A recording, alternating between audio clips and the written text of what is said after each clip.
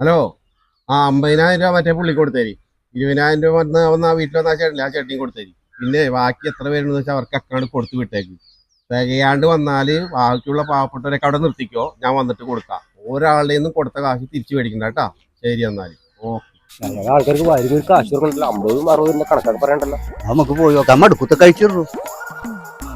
പണിക്ക് വെക്കണ്ടട്ടാ, അങ്ങോട്ട് പോകണ്ടട്ടാ. അപ്പോ ആ കിട്ടണ മേടിച്ചോ. അല്ല മുതലാളി ഫോണിൽ പറയണ ആളുകൾക്ക് 50,000-30,000 കൊടുക്കണം. ഞങ്ങളാണ് ഈ ജോലിയും പണിയൊന്നും നടക്കണം.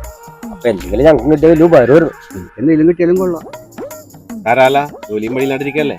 എനിക്കൊരു നിർബന്ധമുണ്ട്, ഒരാൾ കൊടുക്കുന്ന ഒരാൾ കാണാൻ പാടില്ല. ആർക്കണം ആദ്യം വേണ്ടത്? നല്ല മനുഷ്യനാണ്. പിന്നെ അത് ഇപ്പൊ എല്ലാവരും കൂടെ അതേ ഞാൻ വാങ്ങാം. വേണ്ടോ? അത് ഞാൻ മേടിക്കാം. സാമ്പാണ് ആർക്കാണ് ആദ്യം വേണ്ടത്? അപ്പൊ നീ അവർ തിരിഞ്ഞേക്ക്. ഇവനിക്ക് കൂടുതലാണ്. ആദ്യത്തെ ബിനിക്കങ്ങോട് കൊടുക്കട്ടെ.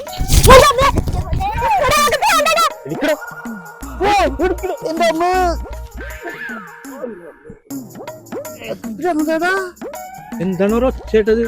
ഒച്ച നീ ഇതി കൂടെ എന്ത് കിട്ടാറുള്ളൂ? ഞാൻ അന്നേരം പറഞ്ഞാൽ അവിടെ പോകണ്ട, എനിക്കൊരെണ്ണം കിട്ടിട്ട് നടുവാണ്.